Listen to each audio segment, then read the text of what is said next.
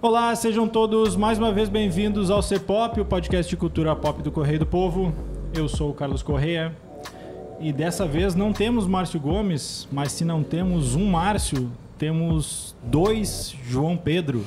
Joões Pedros, Joãos Pedro. João Pedro Fleck, João Pedro Teixeira, duas das três cabeças por trás do Fantaspoa. Sejam bem-vindos mais uma vez ao C-Pop, Joões. Obrigado, Carlos. Valeu por nos receber, pelo convite. A gente que agradece. É um prazer estar aqui, como sempre. A presença. Acho que é a terceira vez, né, que a gente tem vocês no podcast. Talvez quarta, né? Quarta, se a gente pensar na pandemia, quarta. Porque teve uma primeira, depois teve a com o Capitão Astúcia. Com a Astúcia, daí ano passado. E teve o ano passado quarta também, vez. Né? Verdade. Então, assim... fazer um disclaimer, a gente não vai falar, claro que a gente vai falar algumas particularidades do festival em si, que está começando agora no dia 11, ou a gente já considera dia 10 Dia 10. Dia 10 uma abertura oficial. Uma abertura oficial. E vai até o dia 28 de abril. Muitas das coisas sobre o festival, assim, a origem e tal, a gente já falou nos outros episódios também, basta buscar aí no nosso feed. A gente resolveu combinar com o pessoal de fazer programas mais voltados para essa edição. Então vai ser um programa mais de dicas, não só de filmes, mas muitos filmes, mas também sobre a programação em si, que esse ano tem alguma novidade, não por acaso, né? Porque é uma edição especial, 20 anos do festival, não é pouca coisa. Então, Thiago, sobe a trilha e vamos lá.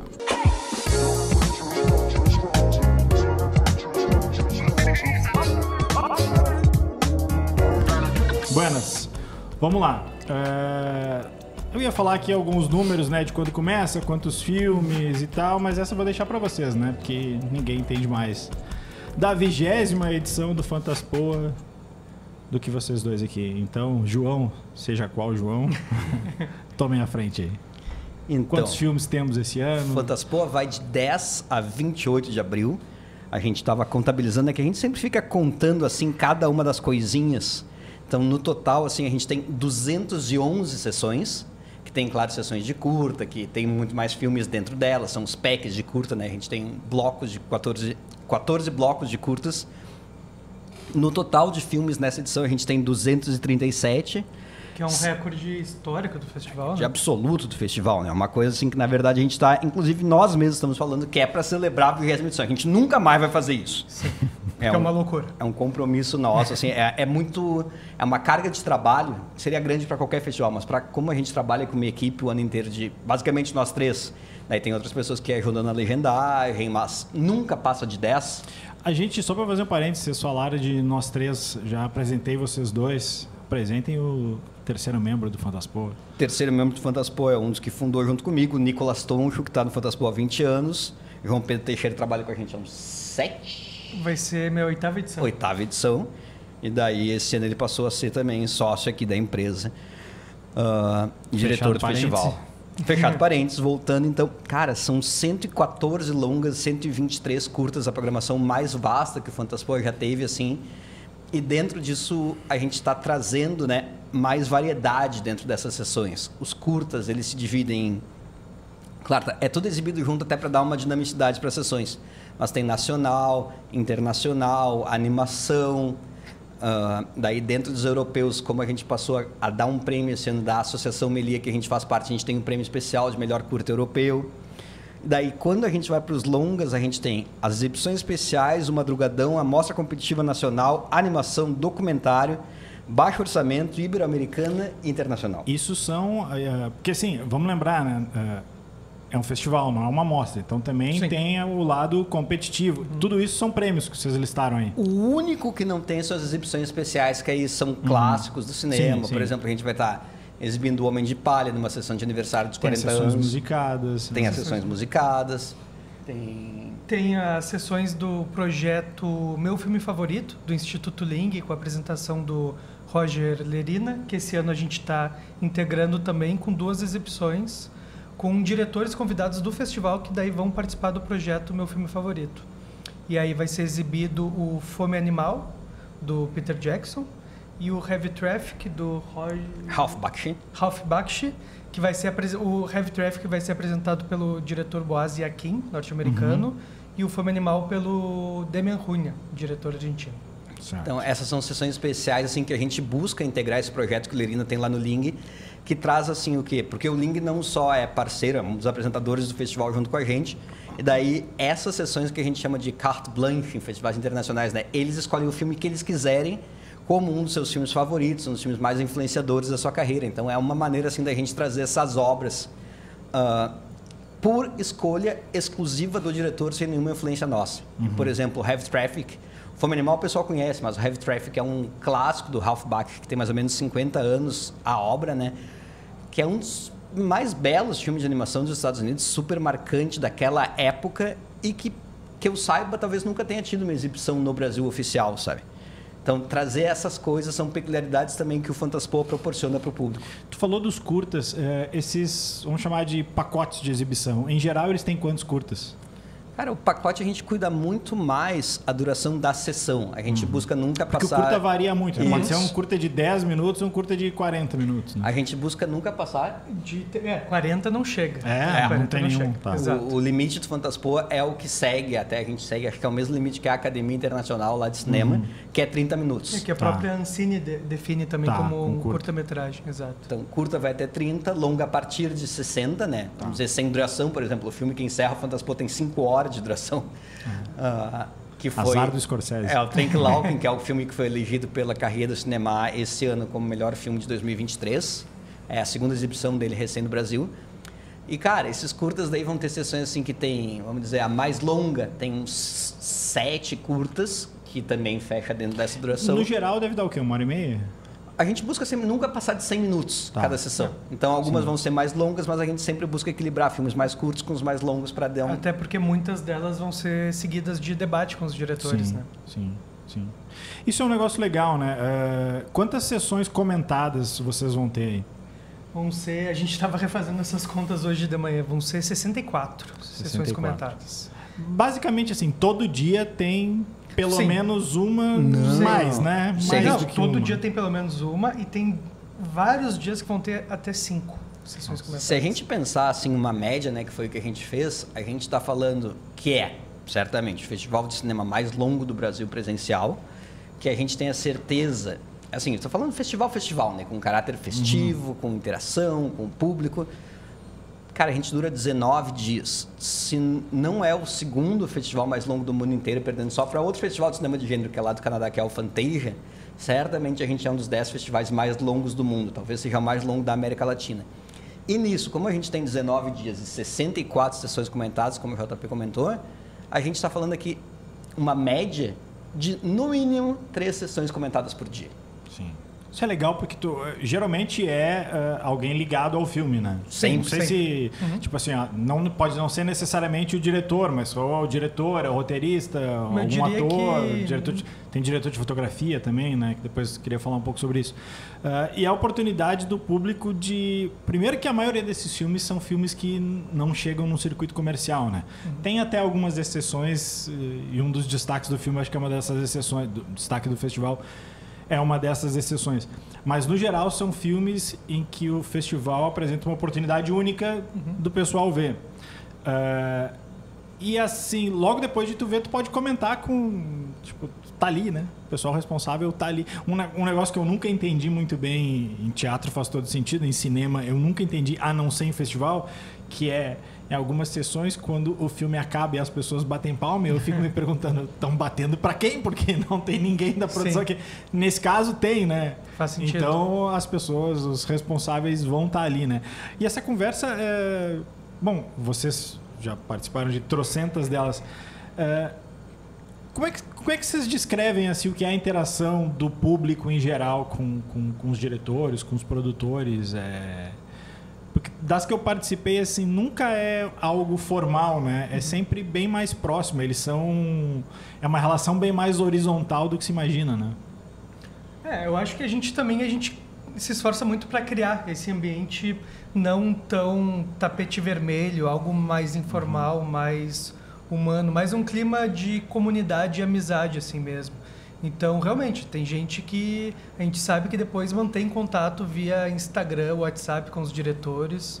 Tem essa proximidade muito grande, assim. Se estabelece essa relação, exato, né? Exato.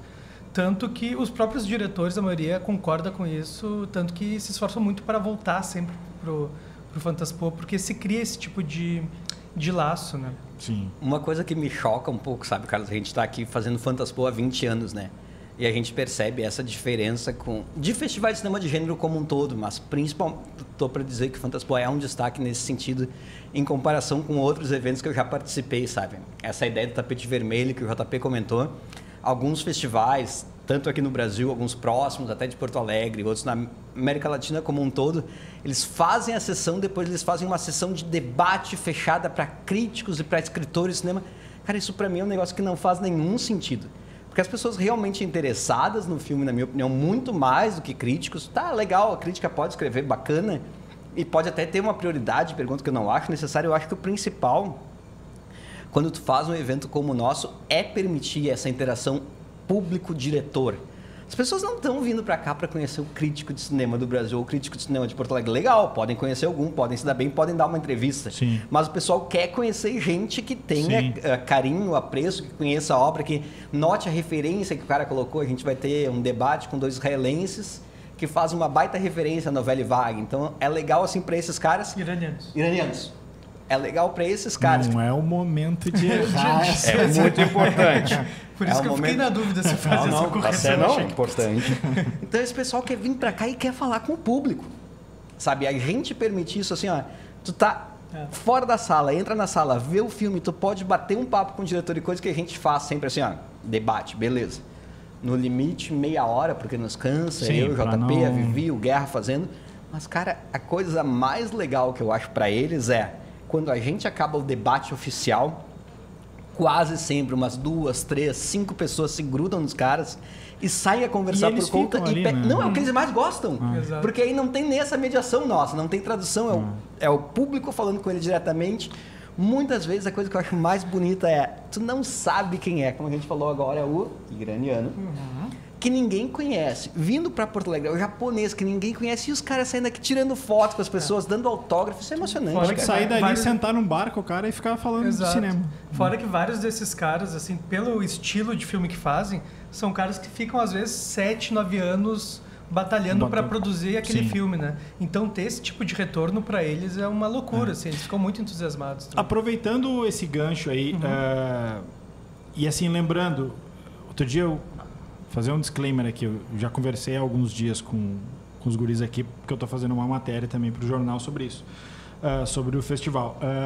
E aí a gente estava falando, né, como outros filmes, outras produções de outros diretores já passaram por aqui e depois ganharam um outro peso, né, essas pessoas que hoje em dia tipo, não se imagina que a gente já teve a chance. E aí o João estava me falando que a Issa Lopes, né, que é a showrunner do True Detective, uma série que a gente fez aqui também, um episódio, participou do festival, né? E então, quem sentou lá para beber no Odeon com ela teve a chance. É alguém assim, o Pedro Ribeiro, né? Que é o roteirista do Poço, aquele filme que foi um fenômeno da Netflix. Exato. Quem são os caras que vocês apostam que podem dar uma curva ascendente assim, e que hoje ainda dá para são relativamente anônimos assim para o grande público e que daqui a pouco vão ser mais conhecidos e que a oportunidade de ter um tete-a-tete com essas pintas é agora? Quem são os dessa edição? Tem alguns nomes mais conhecidos, né, que a gente pode falar daqui a pouco, mas esses apostas, por assim dizer. Um cara que eu acho que a gente pode dizer que está na ascendente agora, eu acho que é o Junta Yamaguchi, né? É um japonês, claro, daí ele está num mercado mais distante, sim, mas ele está vindo apresentar o segundo filme dele aqui, que é o Rio. O filme anterior dele foi 2 Minutos Além do Infinito, que está disponível para assistir na HBO Max, aqui no Brasil também. E ele tem uma pegada muito específica e muito característica, que ele faz filmes sobre viagem no tempo, lapso temporal. E todos os filmes dele têm sido muito elogiados e muito premiados também. O Rio, por exemplo, veio agora celebrado do Festival de Cities. Então ele é um cara que eu acho que pode dar passos maiores ainda. A gente tem um garotão, vamos dizer assim, que ele não tem nem 30 anos de idade. Eu e o JP, a gente fica meio fascinado pesquisando a carreira dele, que esse é o terceiro filme que ele tem no festival em 3 anos.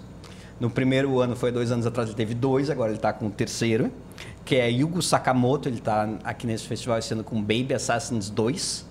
E, cara, esse é um filme que o cara fez assim com 2 adolescentes se tornando assassinas de aluguel, com um altíssimo nível de ação, sabe? Cenas maravilhosas, uma coreografia assim perfeita de ação. E o cara tem menos de 30 anos e ele tá fazendo 1 ou 2 longas por ano todo ano. Sim, ele tá tipo já no 8º longa da carreira dele. Com menos de 30. Teve um ano que ele descobriu um assassino lá e daí ele foi fazer um documentário sobre a vida dele. Daí quando ele fez esse documentário, ele gostou tanto, ele nunca tinha feito um documentário, ele converteu a história do assassino em um longa de ficção e fez a ficção. Os 2. Então esse é o nível da criatividade desse cara.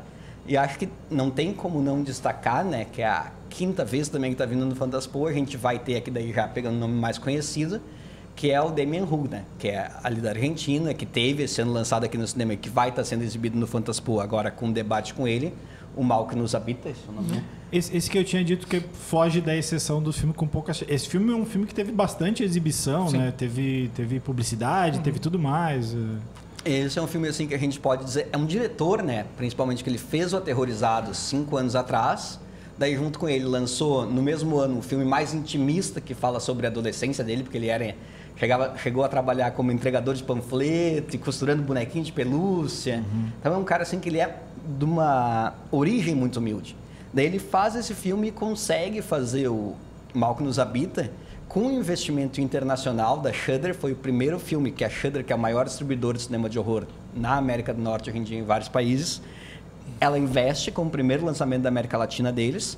E o filme é um sucesso, cara, sendo lançado, acho que foram 400 cinemas dos Estados Unidos e se mantendo no top 10 de streaming dos Estados Unidos por 6 semanas consecutivas. Que não é pouca coisa, não. Então a gente está falando aqui, ó, de um filme de terror da Argentina, feito no interior, não é um filme urbano, um filme rural, que pela originalidade, pelo tipo de cinema que o cara está fazendo, o filme fica 6 semanas no streaming nos Estados Unidos. Sim, é muita coisa. Né? E tu falou do Sakamoto, agora eu lembrei também que a gente vai apresentar também um filme que se chama Satanic Panic, que é de uma diretora australiana, que é Alice Mayo McKay, que ela é uma diretora trans, ela tem 19 anos e esse é o 4º longa-metragem já dela. Então, 19 anos. É uma prodígio, assim. E todos os filmes dela tem o que ela chama, ela denomina como horror queer. Pois é, o que é o filme que vai estar aqui? É uma loucura, assim, é muito divertido. É uma pegada que envolve personagens trans, daí tem performances de drag queens e ao mesmo tempo tem um ritual satânico e uma seita macabra que persegue eles e uma trama de vingança com ação e kung fu envolvido. Assim, é divertidíssimo e louquíssimo. Bastante mistura de gênero. Eu quero pedir para vocês algumas dicas, primeiro só de filmes de terror, porque assim, as pessoas podem fazer essa relação de que Fantaspoa é um festival só de filmes de terror, o que não pode ser mais equivocado, né? Tem vários outros gêneros. Mas eu queria primeiro pedir algumas dicas de filmes de terror desse ano e aí depois a gente vai para esses outros gêneros justamente para mostrar como é bem mais eclético do que a galera acha. Então, assim, o que vocês acham que esse ano é imperdível, assim? Uma coisa importante que tu falou agora, sabe, Carlos? E eu acho que isso está cada vez mais marcado no Fantaspoa essa divisão de gêneros, principalmente no cinema independente, que é o que a gente exibe na sua maioria, ela está cada vez mais tênue. A gente tem assim filmes que vão transitar por muitos gêneros simultaneamente. Não é uma coisa que está aqui. Tem um filme que eu estava pensando em destacar ele, que é o Visitantes, versão completa. É basicamente um longa que o cara fez baseado num curta dele. Ele é um daqueles terrir, assim. É um terror, tem possessão. É trash ou não? Esse puxa por essa pegada trash. Muito gore, né? Muito gore. O diretor vai estar aqui, o ator principal do filme vai estar aqui e fala sobre uma comunidade lá do Japão, mas como possessão demoníaca está acontecendo no mundo inteiro. E daí ele fala sobre uma cidadezinha, o interior de uma cidadezinha no Japão, fala sobre personagens nessa cidadezinha que estão sendo possuídos, mas como eles são demônios bacanas, demônios legais... Demônios do bem? Demônios do bem, eles ficam interagindo com um cara que acolhe eles em casa e deixa eles morarem com ele. Então, tipo, eles não querem matar o cara, eles estão lá simplesmente convivendo. Então, esse é um filme, assim, que eu acho que se destaca por isso e por não ter essa pegada, assim, tipo... São pouquíssimos filmes que eu posso... Tô vendo aqui a lista gigantesca. Um Banquete de Halloween é um filme de horror também, que é dirigido por um brasileiro lá em Los Angeles e também tem essa pegada de comédia. Primeira Mundial. Primeira exibição mundial no O Shark é um que é terror, né? O Shark é um terror mais intimista, mas com uma pegada bem sobrenatural, um filme britânico que trata uma questão de sequestro de crianças e uma investigação 30 anos depois para se descobrir o que aconteceu com as crianças. Que tem uma pegada meio True Detective mesmo, que a gente estava falando antes. Tem também o Chuzalongo, né? Sim. Que é um filme equatoriano, que também é um país que não costuma ter muitas inscrições de filme, assim, é bem... Não tem na história mesmo, bem né? peculiar a existência dele. E é um filme que é legal porque ele é um terror baseado em contos folclóricos do Equador. Então ele tem essa pegada do folclore local e ao mesmo tempo ele tem toda uma construção sobre a distinção de classes no Equador e a formação político-social do país. É bem bacana mesmo. Isso é outra coisa que é de se destacar, né? Talvez não sei, né? Tô pensando alto aqui com vocês. Não sei se Oceania, mas tirando isso, todos os continentes estão representados, né? Oceania também. Sim, também essa menina... Então tem todos os continentes. Todos os continentes. E da Oceania a gente tem, não vou dizer todos os países, mas tem Nova Zelândia, Austrália... Pelo menos esses dois. Eu acho que sim. Então vamos lá, vamos dar uma passada. De América Latina, o que vocês têm?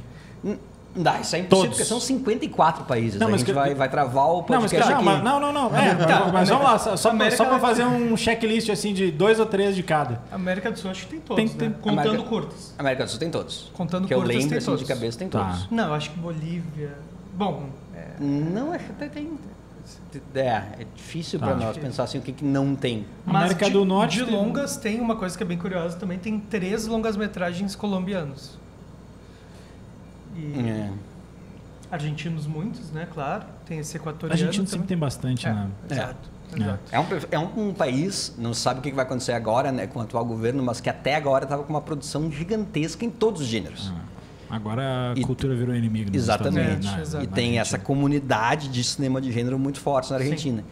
Aí tem... Inclusive, uma coisa que é interessante comentar, que tem um documentário que vai passar no festival, que se chama... eu vi que é um documentário sobre a cena de horror da Argentina, né? Exato. Da história. Outro filme maldito. Então, Cara, pega tem muita maravilhoso. vontade de ver esse desde o filme. primeiro filme de horror dos anos 30 até esse boom mais recente de filmes, pegando esses do Damien que a gente comentou, Sim. por Ah, exemplo. uma coisa importante, só lá na questão do cinema de horror, tem um filme que a gente não falou, que talvez seja o principal representante de terror no festival, que é Faceless After Dark. Porque aí a gente pega uma coisa de terror mesmo, que meio que metalinguagem. Total. É uma atriz de filme de terror que começa a ter um fã que é obcecado por ela, e daí é toda a relação dela com esse cara. E ela é a Jenna Cannon, né? Jenna Cannon, é. Que é aquela De onde é que é atriz... esse? É dos Estados Filme Unidos. americano. Aham. Ela é a atriz do Terrifier 1 e do Terrifier 2, Sim, a atriz filme do principal. palhaço, né? E ela vai estar aqui. Ela vai vir. Ó. Ela é a atriz principal do filme, Ó. vai estar aqui. É tipo, a pessoa mais conhecida do festival de atriz, sem dúvida, Jenna Cannon. Sim, e nesse filme que foi roteirizado por ela também, ela tem que lidar com as consequências do sucesso depois de ser atriz. Então é total metalinguagem. Não, Total. E no filme ficcional, no filme dentro do filme, ela é perseguida por um palhaço. Vou falar uma bobagem aqui, mas para não correr o risco do público também cair na tentação de achar que está errado. A gente está falando muito nome aqui em espanhol, muito nome em inglês. Todos os filmes são legendados, né? Sim. Todos, sem eles exceção. são acessíveis, né? Eu vou dizer assim, isso é uma coisa que talvez E seja não foi pouco trabalho de vocês. é o maior de trabalho do isso, festival, né? porque desses 237 que a gente está falando, Carlos, no mínimo 200 são internacionais e nunca tiveram legenda nenhuma, e é toda feita por uma equipe assim, muito dedicada de nem 6 pessoas. Só para dizer assim, todos eles são acessíveis, né? Sim. Tá. Vamos continuar nosso checklist aí do mundo. América do Norte, bom, Estados Unidos, Canadá. Sim, um monte. México tem? México tem. Europa também, imagino que tenha coisa de tudo que é canto lá. Cara, Sim. tem 2 filmes até que a gente pode destacar, vou tentar abrir a lista aqui, que são o M, e A Luta Invisível, que os dois por si só eles fazem assim um total de uns 8 países, porque são coproduções de muitos países, né? Isso é uma coisa que a gente vê, a gente está falando dessa mescla de gêneros, a gente percebe também que existe essa mescla de países. Pegar o M, que é um baita filme aqui, ele é o filme da Macedônia do Norte, Croácia, França e Kosovo. Então, assim, e o Luta Invisível, a gente está falando ao mesmo tempo de Estônia, o que mais? Deixa eu ver se eu lembro. Isso é uma das características mais Estônia, legais, né? Grécia, Finlândia e Letônia. O quanto te proporciona chegar nessas culturas, Claro. né? Que quase nunca a gente tem Quantos filmes da mesmo no Letônia streaming, ou da né? Macedônia tu viu até hoje? Só que a gente está falando de streaming. Se tu pegar um MUBI, talvez ele vai ter dois, três. Agora, quantos filmes da E ainda Estônia... assim o MUBI é bem... A gente Nichado, até cita né? bastante, né? Sim. Mas o MUBI é bem nichado. Não, né? é nichado. Mas então, caro. o que é também? Exato. Mas qual é, tu vai dizer pra mim, qual que a gente pensa fazendo a curadoria, sabe? Que é o filme da Estônia sobre um cara que numa revelação de vida, na qual ele não é morto por acaso, acaba apaixonado por Kung Fu e decide passar a sua vida descobrindo como ele vai lutar um Kung Fu especial, e através disso ele entra num mosteiro para aprender com monges starets, que é um termo que nem existe, a lutar um Kung Fu invencível contra um inimigo invisível. Isso não existe, cara. África. Definitivamente não. África também tem, né? Temos o filme nigeriano, Mami Wata. Esse é o que vai estar a diretora de fotografia, né? Isso, exato. Que a gente vai ter uma sessão comentada com a presença da diretora de fotografia, Que é? a Lilis Soares. Ela é brasileira? É brasileira. E ela vem agora tendo recém-ganho o prêmio de melhor diretora de fotografia em Sundance por esse filme. Por esse filme. Sundance, né? Não Exato. é qualquer coisa. Não é pouca coisa. E uma coisa que eu acho fantástico nesse filme, é uma coisa que eu lembro muito do Mano Brown falando, e que daí eu faço essa referência, sabe? A dificuldade que é, muitas vezes, a fotografia de pessoas negras. Porque muitas vezes tu vai fotografar... Ele é PB, eu tô enganado? Ele é PB, né? E daí tu tem essa complexidade. Então, assim, é um filme basicamente com elenco, mas a equipe também. O que é a história desse filme? Mami Wata seria uma tradução de Afrikaner para Mother Water.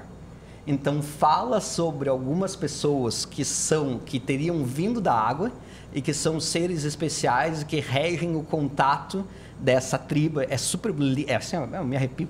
É um filme realmente poético, porque ele é preto e branco, com esses corpos com muito tipo de maquiagem, que é a maquiagem tribal deles, Sim. e a relação deles com essa Mother Water, que é quem provém tudo, que é quem provém as colheitas. Então, a partir do momento que eles começam a ter problemas com a Mami Wata no filme, eles param de ter possibilidade de se alimentar, eles param de ter saúde. Então, eles precisam restabelecer esse contato e esse alinhamento para que então possa novamente existir essa conexão. Sim. Vou fazer uma comparação meio tosca aqui. É um avatar africano, sim?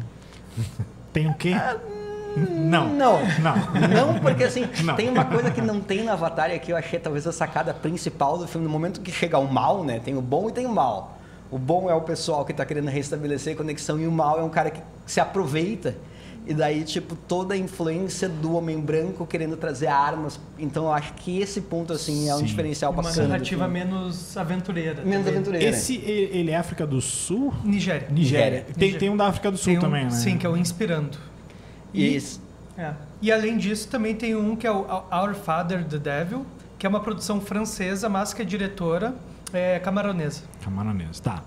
Aí, Ásia, mas tem vários lados de Ásia aí, né? Tem tanto o Oriente Médio quanto mais o lado extremo lá, que é Japão, Coreia e tudo mais, né? Japão tem 6 ou 7 Japão é um dos países com mais longa, que para nós é uma felicidade hoje em dia. Só, por exemplo, a gente vai ter um filme que é divertidíssimo, é um filme assim que mescla Kung Fu, luta, musical, que é Esquadrão Harakiri, que, cara, é de uma empresa gigantesca que é a Toei, que muitas vezes não passa filmes em festival pela dificuldade que é, porque é uma empresa muito grande no Japão, sabe? É uma das 10 maiores empresas no Japão, e a gente estabeleceu um contato com eles tão forte. Ano passado eles trouxeram o Shimizu aqui pro festival, a ponto deles optarem por ter a premiere mundial no Fantaspoa, que é o grande lançamento, né? A primeira exibição do filme no Fantaspoa.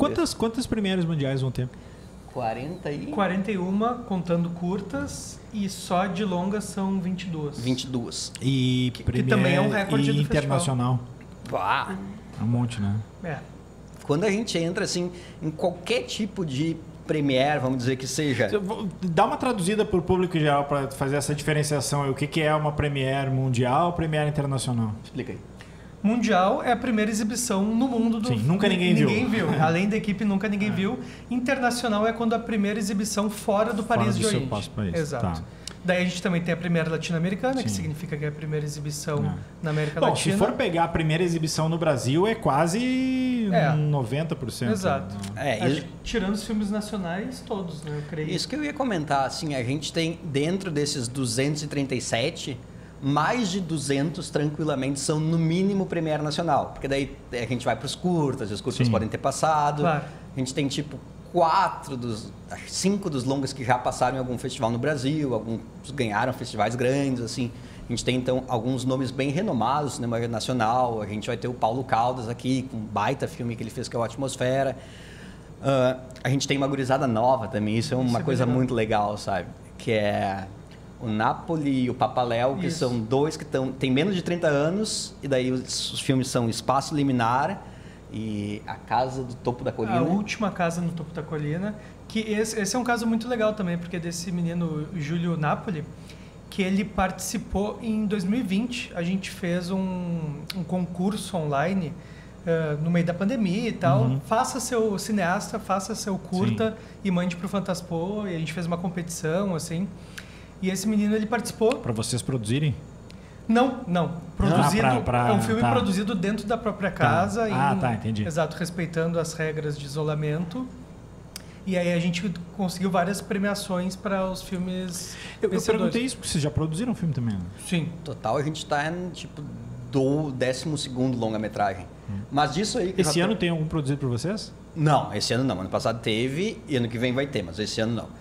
Uma coisa muito legal que o JP falou é que esse concurso que a gente fez acabou dando origem a um longa, que é a Antologia da Pandemia, que o Júlio Napoli teve o seu filme. Não só participou, mas foi selecionado por nós como um dos melhores. Tu falasse ali, a gente estava falando, né? Quando tu falou de números musicais, eu me lembrei... não foi o RRR, né? Que é um filme que mega estourou na Netflix, filme indiano. Mas um outro filme do mesmo diretor, que é o SS Rajamouli, já passou aqui, né? Pra gente ter uma ideia do que... Né? Sim, inclusive um deles está na Netflix ou no Prime agora, que vocês podem ver, que é o Bahubali. Esse passou e é um filme gigantesco. Eu acho que, assim, em termos de produção é maior. Ele dá esses filmes, assim, sem exagero, eles dão de 10 a 0 nos filmes da Marvel. Mas é incrível. Tu pega o Bahubali... O Capitão Vingadores não amarra o cadarço do RRR. E em questão, assim, de originalidade, né? O primeiro, que foi onde a gente teve contato com o Rajamouli no primeiro momento, é o Iga, que pra mim, assim, eu sempre penso, eu tenho uma lista mental que eu digo que é tipo top 10, que é uns 50 filmes, né? Meu top 50 tem uns 300. O meu top 10 Fantaspoa tá esse Iga, do Rajamouli, que é um cara que é apaixonado por uma menina, um cara muito humilde, e aí o chefe dele, que é o patrão malvado, ele se apaixona pela mesma mulher e decide matar ele. E daí, quando ele é morto, um espírito vem para ele e diz que vai dar uma chance para ele se vingar ao longo de uma semana. Só que essa uma semana ele vai viver como uma mosca. Se como essa mosca ele conseguir se vingar do chefe, beleza, tudo está equilibrado. Se não, acabou. Então, cara, o cara faz sequência assim, de montagem da mosca treinando halterofilismo. Caralho. Esses caras, eu pego, por exemplo, aí, o Pedro Ribeiro, a Issa Lopes, o Rajamouli. Quando eles chegam nesse nível assim de estourar, a Netflix pagar, tá aqui, pede o que tu quiser. Esses caras continuam viáveis de voltar? Ou quando estoura muito é que nem futebol nacional, assim. Quando a gente perde nossos jogadores para a Europa, para trazer de volta é complicado. Eu acho que depende, assim, de quem a gente está falando e muito mais pela duas coisas. O Ribeiro quase veio ano passado. Isso. Né? Ele tinha passagem comprada e só não pôde vir porque uma questão familiar. De um falecimento na família. A questão, assim, o Pedro é um amigão nosso, cara. Se a gente chamar ele para vir e puder pagar a passagem, que é a grande maioria dessas pessoas que estão em qualquer nível, assim, vão pedir, ele vem na hora. A Issa e algumas outras pessoas, o próprio Rajamouli, ele não tiveram um contato tão grande com o festival. Mas pessoas, assim, que estão num nível gigantesco, vamos dizer, o Aaron e o Justin, que a gente comentou, que eles fizeram Moon Knight, e a segunda temporada e a terceira agora do Loki. Que são séries da Marvel. Da Marvel. Né? Da e Marvel. Séries, né? Que eles não estão como um episódio, estão showrunner. A dificuldade para eles, inclusive, vai ter um filme que é produzido por eles aqui, sendo que é maravilhoso, que as coisas serão diferentes, recomendo muito, é a questão de agenda, porque esses caras começam a estar trabalhando assim. O Damien, para ele poder vir para fazer tanta exibição, quanto meu filme favorito, quanto show de encerramento esse ano, ele teve que dar um bloqueio e dizer, essa semana eu não vou trabalhar, porque eu quero estar no 20º Fantaspo, porque é assim que eles estão hoje em dia, é muito trabalho. Sim. A gente falou de um lado da Ásia, eu queria destacar um pouco, vocês falaram já do Irã, tem filme do Oriente Médio. É Irã ou tem mais alguma coisa? Acho que apenas Irã, né? Que talvez tenha mais nos curtas, é que daí tem... Sim, claro. Sim. Para além dos filmes de terror, dá umas dicas aí de outros filmes. Eu sempre gosto de comentar que o ano passado teve 2 filmes que eu gostei muito.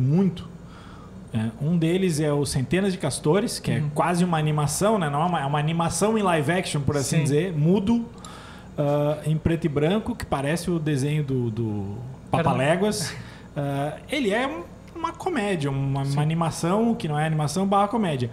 E o Molly e Max no Futuro, que esse sim é uma comédia romântica ou um romance, né?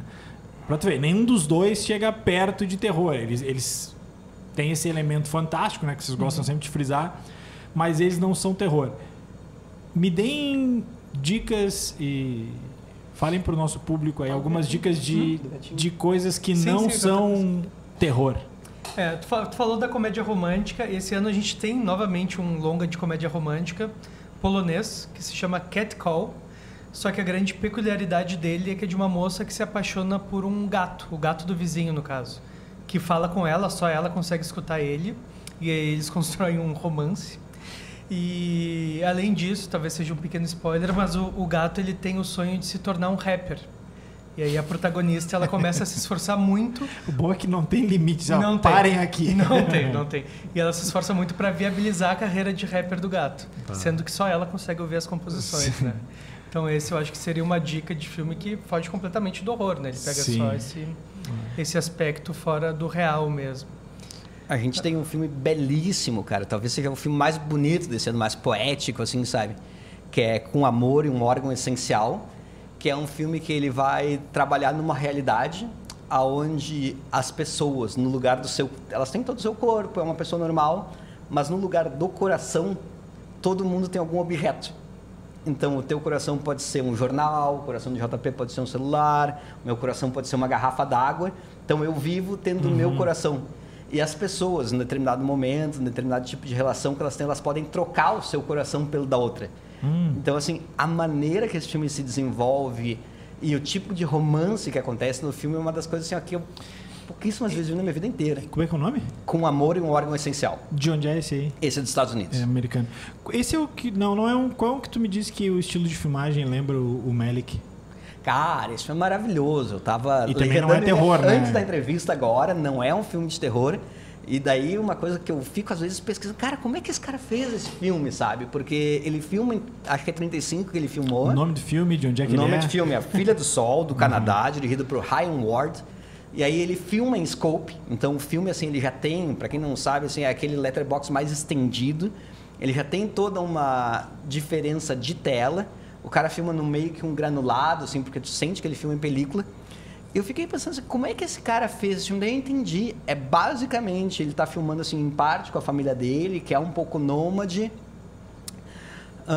Só que isso é uma sequência de um filme que ele fez 10 anos atrás, que ele criou um personagem que é para ter 3 filmes, tipo, meio que uma coisa Linklater, assim. Um boyhood dele. É o boyhood dele. É o boyhood dele, só que em filmados 10 e 10 anos. Que o primeiro é ele, que é um jovem tendo dificuldade por ter uma síndrome de Tourette muito forte. Lindo. Pois é, qual é a história? Basicamente, ele tem esse Tourette extremamente forte. e ele não consegue manter nenhum emprego porque em menos de uma semana ele está brigando com alguém, porque ele começa a xingar as pessoas ficam bravas, e ele sai no pau e tentam tirar a filha dele. E nesse A Filha do Sol, ele passou 20 anos, 15 do primeiro filme, né? Agora ele tem essa filha, que tem 12, 13 anos, que todo mundo tenta tirar dele, porque ele é um cara que não... Ele tenta dar condições para a filha, só que essa filha tem, digamos, poderes paranormais, assim, isso é o que a gente vai descobrir ao longo do filme. Sim. Mas é belíssimo o filme, sabe? Me vem à cabeça agora essa enormidade de filmes. Vamos lembrar em quais salas eles vão estar disponíveis ao longo desses 18 dias? 19? 18 dias. 19. 18 eu não estava contando 10. Considerando a abertura, exato. Vai ser na Cinemateca Capitólio, nas salas Paula Morim e Eduardo Hirtz, da Casa de Cultura Americana, no Cinecult Vitória e no Instituto Link. Tá, alguns desses dá para comprar antes, né? Sim, Capitólio e Cinecult Vitória dá para comprar antes na bilheteria física. A partir do dia 9 de setembro já dá para comprar ingresso para qualquer sessão do festival. E no Instituto... Mesmo que não seja do dia. Mesmo que não seja do dia, para qualquer dia. E no Instituto Ling dá para comprar ou se inscrever, que vai ter as masterclasses gratuitas lá no Ling, dá também pelo site deles, no caso. Tá, aí é na Casa de Cultura que é na hora mesmo, né? Isso, na Casa de Cultura é na hora. Que daí é o processo, a gente basicamente está respeitando assim, o que cada uma das salas faz, né? O Ling tem seus ingressos online, então o pessoal pode comprar online. O Capitólio... E, como ele falou, lá no Cinecult dá para comprar antecipado porque é a política do local. Como na Casa de Cultura é um ingresso físico, até bacana isso, sabe? Eu acho que tem um toque artesanal, retrô. O pessoal tem que comprar ingresso no dia. Mas no momento que abre a bilheteria, tu pode comprar para todo dia. O Ling, eu confesso que eu nunca fui. Todos os outros eu tenho certeza absoluta que é bem mais barato que qualquer cinema de shopping, né? O Ling também, mesma coisa. E lembrando que no Ling a gente vai estar realizando também os 5 cursos, nós temos masterclasses, né? E essas 5 masterclasses que são realizadas lá são todas gratuitas. São de, sabe de cabeça, 5? Assistência de produção, atuação, colorização, né? O processo de pós e de influencer. São 4 no caso. 4? São 4. E acho que talvez um ponto de destacar, né? Essas todas ligadas a cinema, né? Mas principalmente de atuação, com um diretor da Argentina lá que se chama Emiliano Romero, que é um cara especializado em atuação para cinema. Ele já deu um curso aqui, acho que foram 2 vezes, faz muitos anos que ele não dá, e ele se especializou nisso. Então, assim, quando o pessoal pensa, atuação, será que é... Ele tem uma escola de atores. Ele tem uma escola de atores. Então, ele prepara as pessoas para saberem como atuar para a câmera. Isso é uma coisa genial que ele faz. E ele é muito bom. E muito importante, só que a gente não pode esquecer que apesar da gente estar com um orçamento muito abaixo do que é o festival, a gente conta com 3 patrocinadores, que são a América Embalagens, a Crown Embalagens e o Banrisul, que permitem que a gente tenha o festival desse porte, com todos esses convidados que estão aqui, com todos os filmes legendados, que as pessoas muitas vezes escutam e não têm noção, o trabalho... Cara, é gigantesco o que a gente faz para conseguir ter esse festival. Vocês já falaram em outras oportunidades, começa muito antes de abril, né? Muito antes. A gente está aqui agora, para nós, é uma alegria, um misto de alegria com temor, pavor, tudo junto, ansiedade, animação, tudo insônia. Junto, por faltar 6 dias do Bastante festival. insônia. Mas para a gente começar isso que o público vai estar assistindo aqui, a gente está trabalhando desde, dá para dizer, pelo menos de 1º de agosto. Então isso aqui nos toma 8 meses, 9 meses cada edição do festival. Então vamos para a parte boa aqui, quer dizer, a outra parte boa, né? Porque o filme é talvez a melhor parte. Mas também vocês falaram que vocês querem deixar o festival ainda mais interativo, né? Se forma uma comunidade em torno do festival. Vocês falavam bastante do quanto tem de gente tatuada com os variados logotipos do festival, que vão mudando a cada ano. E o quanto vocês querem deixar a coisa mais interativa esse ano? Qual é o programa nisso aí? Eu sei que tem mais festa, né? Mas... Muito importante, só lembrando, quando a gente entra nas tatuagens... Cada um por conta. Quem tem um monte sou eu. Todo mundo tem a mesma, que é o logo do Fantaspoa. Não sei se a gente está filmando aqui, aparece em algum lugar. É o logo oficial do Fantaspoa, que é o que o JP tem também. Essa é a tatuagem do Fantaspoa. Se alguém tem alguma... é a tatuagem oficial. Ele que faz outras por Eu tenho umas 10, mas daí isso é eu. Sim. Tem uma outra pessoa que tem umas 2, mas isso aqui daí é de cada um. Teve um festival, posso estar viajando, porque eu posso estar confundindo com outro evento, mas Não teve uma edição que tinha um tatuador?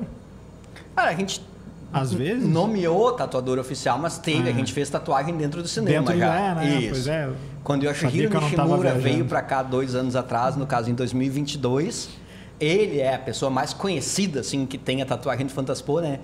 E é muito curiosa essa história, porque no Japão, se tu tem tatuagem aparente, já daí acusa. Tu não pode entrar em banho público. Realmente, tu não pode entrar em banho público. E sauna. E ele gosta muito de saunas, pelo que ele falou. E ele gosta muito de saunas. E ele se apaixonou pelo Fantaspo. Então ele fez a tatuagem de Fantaspo no cavanhaque, que daí ele podia ter a tatuagem, mas daí quando ele deixasse a barbinha, qualquer coisa, ele podia seguir entrando na sauna. Então são peculiaridades, assim. Mas sim, a gente vai estar tatuando alguns diretores que queiram. Tem um que está marcado, assim, que ele era para tatuar lá na pandemia. E daí o festival presencial foi cancelado. Retroativa. Então é a tatuagem retroativa. Ele falou, João, eu tô indo para aí, eu vou me tatuar, sendo que é uma realização da vida. A gente está em 120? 130. 130 tatuados. Estamos em 130 tatuados pelo mundo inteiro, que é muito, né? Então esse momento assim é legal. A gente sempre faz questão de algum de nós ir acompanhando o diretor, para ser um clima bacana, sabe? A gente vai ter a festa de abertura que vai ter luta livre, que é uma coisa que muito poucas vezes teve aqui em Porto Alegre, que é uma loucura. Que lá no Bar Cortex dia 12 de abril. 12. Sábado. A gente fechou uma parceria com a EWF, que é 12, não sei porque eu tinha ficado com 12 11 na cabeça. 12, que é sexta. Eu tinha ficado com sexta na cabeça. 12 sexta, isso aí. A gente fechou essa parceria com a EWF, que é o grupo oficial de luta livre do Rio Grande do Sul, que agora já se internacionalizou, inclusive. No qual vão ter 6 dos principais lutadores do grupo combatendo lá em 3 lutas dentro do Cortex, no meio da festa.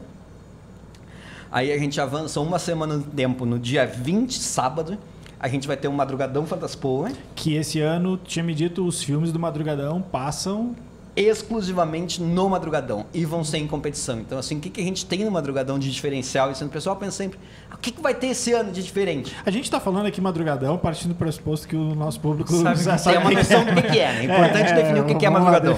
O Madrugadão começa às 11 da noite na Cinemateca Capitólio e vai ininterruptamente até às 6 da manhã com 4 longas-metragens que só vão ser exibidos nesse momento, todos eles muito assim, divertidíssimos.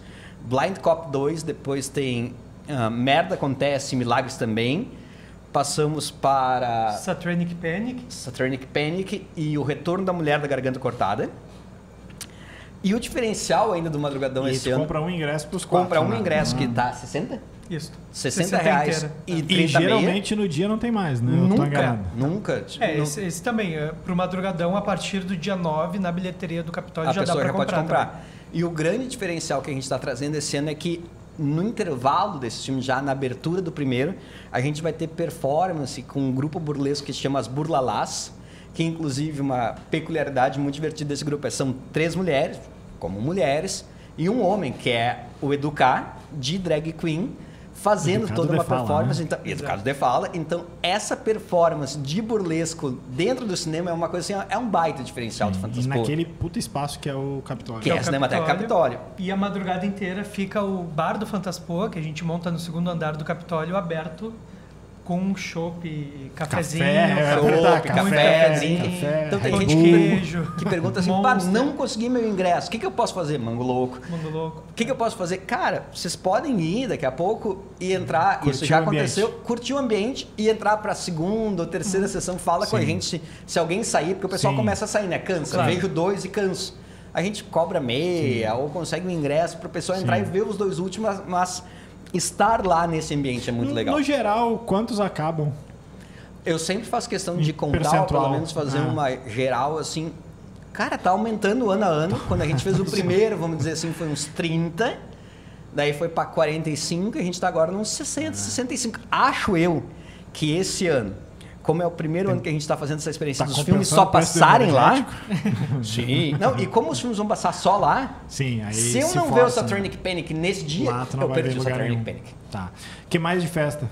E daí a gente vai para o final de semana de encerramento, que a gente vai tem ser intenso. As 2 grandes festas assim do festival que a gente batalha muito para conseguir manter, né? A festa tradicional, que é a Festa Fantasia, toda lá noite, dentro do Cisne Branco. Daí a gente tem 300 pessoas nesse barco, que é um ícone de Porto Alegre, né? É 3 andares de barco. Primeiro andar, vira uma boate total. O segundo andar é um barzinho tranquilo que o pessoal pode sentar, tomar alguma coisa. E o quarto é como se fosse a frente de um bar, que é o deck do bar, que é o deck do barco. Que Tem vira, gente que passa a noite inteira lá. Que não quer sentar e não quer dançar, fica Sim, lá. Então, assim, boas. é como se fossem 3 ambientes de festa dentro do barco, que começa a partir das 11 e vai até as 13h30 da manhã. Antes disso, a gente tem a partir das 7, lá no Instituto Ling também, nesse dia, que é o dia 27 de abril, a partir das 19 horas, a gente tem o concurso de fantasias. Ah, é legal, né? Eu tinha É esquecido muito disso. bacana. O que é? O pessoal que muitas vezes vai pro bar... Olha, tô para te dizer, uns 80% vão pro Ling e do Ling vão pro barco. O pessoal vai fantasiado. Que o pessoal leva muito a sério a questão da Muito. fantasia. Cosplay. Tem pessoas que estão preparando assim há meses a fantasia mesmo, que a gente sabe. E aí essas pessoas se inscrevem, vamos dizer, eu tô de Medusa e eu quero participar do desfile, escolho lá minha música e eu vou desfilar um palquinho, não é um palquinho, é uma passarela. Um corredor, exato. Uma passarela que a gente cria no Instituto Ling para ter a minha fantasia sendo uma das possíveis melhores fantasias da noite. A gente sempre dá algum prêmio bacana. Sim. Então tem esse concurso, sai do concurso, vai para o barco.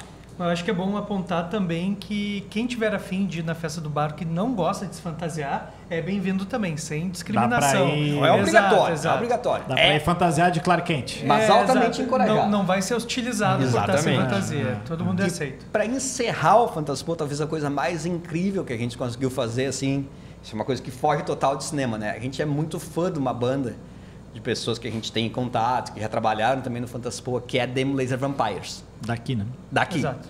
E a banda encerrou 12 anos atrás, se dividiu, 2 deles estão morando, acho que é São Francisco de Paulo, e o outro mora em Canoa, se eu bem me lembro. Não existe mais a banda e eles não moram mais aqui. A gente conseguiu fechar uma parceria com eles para que eles voltassem para a 20ª edição do Fantaspo, por toda a conexão essa que a gente tem. Então a gente vai ter, encerrando o Fantaspo a partir das 8 horas, no Opinião do Domingo, essa é a hora que abre o bar, né? Os shows começam às 10h30. A gente vai ter o show da Argentina, Pasco 637, que é a banda do Demian Rugner. Do diretor que é do Mal que Nos Habita. Né? Exatamente, que inclusive vai estar tocando um dos temas do filme. É o quê? É heavy metal? É metal. Metal. É mais rock até, um metal mais suavezinho, mas é metal. Hardcore. E a gente termina essa noite, pra nós, icônica, memorável, com o show da Them Laser encerrando esse 20º Fantaspo. Chupa Glastonbury. Voltas.